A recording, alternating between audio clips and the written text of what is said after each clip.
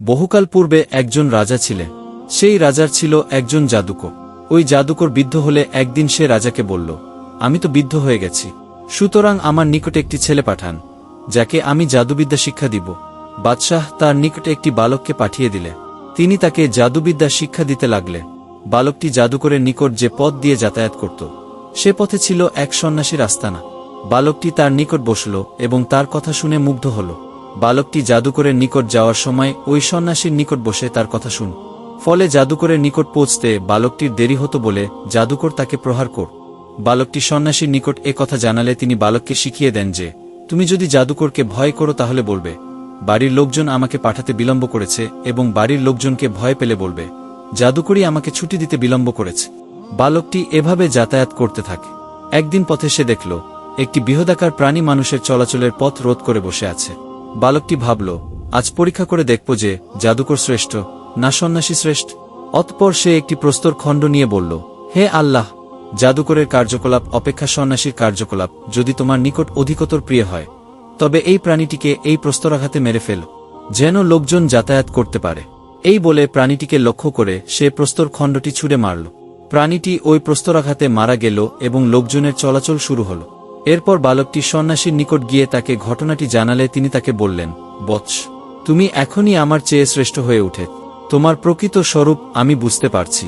শীঘ্রই তোমাকে পরীক্ষার সম্মুখীন হতে হবে। যদি তুমি পরীক্ষার সম্মুখীন হও তাহলে যেন আমার কথা প্রকাশ করে দিও না। বালকটির দোয়ায় জন্মান্ধ ব্যক্তি চক্ষুষ্মান হতে লাগল, কুষ্ঠ ব্যাধিগ্রস্ত ব্যক্তি নিরাময় হতে লাগল, এবং লোকজন অন্যান্য রোগ হতেও আরোগ্য লাভ করতে লাগল। এদিকে রাজার একজন সহচর অন্ধ হয়েছিল। সে বহু উপদৌকন সহ বালকটির নিকট গিয়ে বলল, তুমি যদি আমাকে চক্ষুষ্মান করে দাও তাহলে এসবই তোমার। বালকটি বলল, আমি তো কাউকে আরোগ্য করতে পারি না, বরং রোগ ভালো করেন আল্লাহ। অতএব আপনি যদি আল্লাহর প্রতি ঈমান আনেন তাহলে আমি আপনার রোগ মুক্তির জন্য আল্লাহর নিকটে দোয়া করতে পারি, তাতে তিনি হয়তো আপনাকে আরোগ্য দান করতে পারেন। ফলে লোকটি আল্লাহর প্রতি ঈমান আনল। আল্লাহ তাকে আরোগ্য দান করলেন। পূর্বের ন্যায় তিনি রাজার নিকটে গিয়ে বসলে রাজা তাকে জিজ্ঞেস করলেন, কে তোমাকে দৃষ্টিশক্তি ফিরিয়ে দিল? সে বলল, আমার রব। রাজা বললেন, আমি ছাড়া তোমার রব আছে কি? সে বলল, আমার ও আপনার উভয়ের রব আল্লাহ। এতে রাজা তাকে ধরে তার উপর নির্যাতন চালাতে থাকে। অবশেষে সে বালকটির নাম প্রকাশ করে দিল।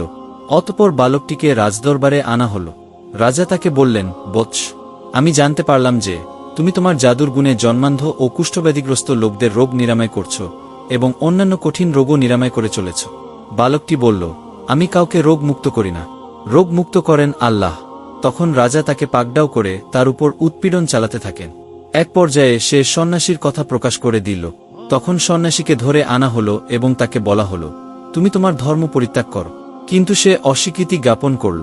তখন রাজার আদেশক্রমে করাত নিয়ে আসা হলে তিনি তার মাথার মাঝখানে বসালেন এবং তার মাথা ও শরীর চিরে দ্বিখণ্ডিত করে ফেললে। তারপর রাজার সহচরকে আনা হল এবং তাকেও তার ধর্ম ত্যাগ করতে বলা হল। কিন্তু সেও অস্বীকৃতি জানালে তাকেও করাত দিয়ে চিরে দ্বিখণ্ডিত করা হল। তারপর বালকটিকে হাইর করে তার ধর্ম পরিত্যাগ করতে বলা হল। বালকটিও নিজ ধর্ম পরিত্যাগ করতে অস্বীকার করল। তখন রাজা তাকে তার লোকজনের নিকট দিয়ে বললেন, তোমরা একে অমুক পাহাড়ে নিয়ে যাও এবং তাকে সঙ্গে করে পাহাড়ে আরোহণ করতে থাক। যখন তোমরা পাহাড়ের উচ্চশৃঙ্গে পৌঁছবে তখন তাকে তার ধর্ম পরিত্যাগ করতে বলবে। সে যদি অস্বীকার করে তাহলে তোমরা তাকে সেখান থেকে নিচে ছুঁড়ে ফেলে দিবে। তারা বালকটিকে নিয়ে পাহাড়ের উপরে উঠলে বালকটি দোয়া করল, হে আল্লাহ, তোমার যেভাবে ইচ্ছা হয় সেভাবে তুমি আমাকে এদের কাছ থেকে রক্ষা করো। তৎক্ষণাৎ পাহাড়টি কম্পিত হয়ে উঠল এবং তারা নিচে পড়ে মারা গেল। আর বালকটি সুস্থ দেহে রাজার নিকট এসে উপস্থিত হল। রাজা তখন তাকে বললেন, তোমার সঙ্গীদের কি হল? তখন সে বলল, আল্লাহই আমাকে তাদের হাত থেকে বাঁচিয়েছেন। তারপর রাজা তাকে তার একদল লোকের নিকট সোপর্দ করে আদেশ দিলেন, একে একটি বড় নৌকায় উঠিয়ে নদীর মাঝখানে নিয়ে যা। যদি সে নিজ ধর্ম পরিত্যাগ করে তো ভালো, নচেত তাকে নদীতে নিক্ষেপ করো। তারা বালকটিকে নিয়ে মাঝ নদীতে পৌঁছলে বালকটি পূর্বের ন্যায় দোয়া করল, হে আল্লাহ, তোমার যেভাবে ইচ্ছা হয় সেভাবে তুমি আমাকে এদের হাত থেকে রক্ষা করো। এতে নৌকা ভীষণভাবে কাত হয়ে পড়ল। ফলে রাজার লোকজন নদীতে ডুবে মারা গেল। আর বালকটি সুস্থ দেহে রাজার নিকটে আসলে রাজা তাকে বললেন, তোমার সঙ্গীদের কি অবস্থা? সে বলল, আল্লাহই আমাকে তাদের হাত থেকে রক্ষা করেছেন। এরপর সে রাজাকে বলল, আপনি যতই চেষ্টা করুন না কেন আমাকে কোনোভাবেই হত্যা করতে পারবেন না, যতক্ষণ না আমি যা বলবো আপনি তা করবেন। রাজা বললেন, সেটা কি? বালকটি বলল, আপনি একটি বিস্তীর্ণ মাঠে সকল লোককে হাজির করুন এবং সেই মাঠে খেজুরের একটি গুড়ি পুঁতে তার উপরিভাগে আমাকে বেঁধে রাখুন। তারপর আমার তুনির হতে একটি তীর নিয়ে ধনুকে সংযোজিত করুন। তারপর বালকটির রব আল্লাহর নামে বলে আমার দিকে তীরটি নিক্ষেপ করুন। আপনি যদি এ পন্থা অবলম্বন করেন তবেই আমাকে হত্যা করতে পারবেন। বালকের কথা মতো এক বিস্তীর্ণ মাঠে রাজা সকল লোককে সমবেত করলেন এবং বালকটিকে একটি খেজুর গাছের গুড়ির উপরে বাঁধলে। তারপর রাজা বালকটির তুনির হতে একটি তীর নিয়ে ধনুকের মধ্যভাগে সংযোজিত করলে। তারপর বালকটির রব আল্লাহর নামে বলে বালকটির দিকে তীর নিক্ষেপ করলে।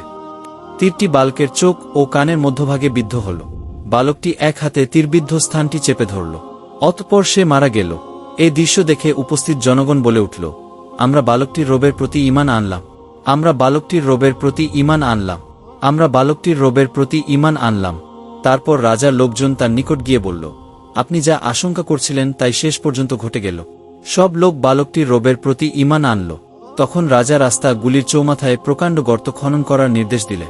তার কথা মতো গর্ত খনন করে তাতে আগুন প্রজ্বলিত করা হল। তারপর রাজা হুকুম দিলেন, যে ব্যক্তি বালকের ধর্ম পরিত্যাগ করবে না তাকে ওই আগুনের মধ্যে নিক্ষেপ করে পুড়িয়ে মারো, অথবা তাকে বলবে তুমি এই আগুনে ঝাঁপ দাও।